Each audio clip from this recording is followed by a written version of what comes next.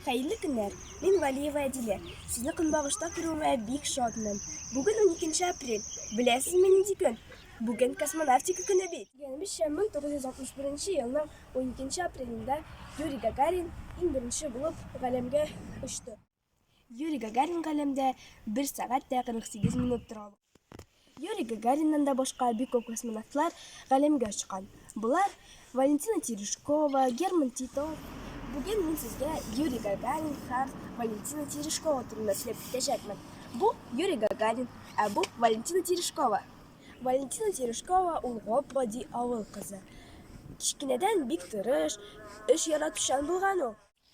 Әтисе трактор йөртүче, ә әнисе туку фабрикасында эшләгән. Валентина Терешкова да әнисенең һөнәрен дәвам иткән. Ул тукучы булып эшли башлаган. Әлегә ул космонавт булырга хыялланмаган да. Ләкин бер көнне ул радиодан Сергей Королевның әйткән сүзләрен ишеткән. Ул үзенә хатын-кыз космонавтлар җыйган, ләкин аңа максатлар куйган. Максатларны хәзер сез беләчәксез. Сергей Королев төрле максатлар куйган. Яше 30 яшьтән дә артмаска тиеш, авырлыгы 70 килограммга кадәр, ә буе 170 сантиметрга кадәр булырга тиеш булган һәм өстәмә хатын-кыз парашютистка булырга тиеш.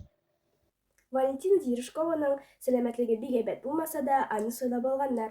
Һәм ул 1963 елның 16 июнендә Восток-6 космик кораблендә орбитага чыккан. Әнисе Валентина Терешкованың галәмгә чыгу турында берни дә белмәгән. Бары тик кайткач, радиодан ишетеп кенә белгән. Юрий Гагарин да авылда туган. Иң элек ул армиядә хезмәт иткән һәм анда аны лейтенант итеп куйганнар. Ләкин ул анда бик озак хезмәт итмәгән.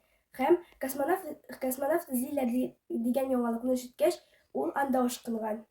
Юрий Гагаринның көндәшләре бик күп булган, һәм аларның берсе ул Герман Титов.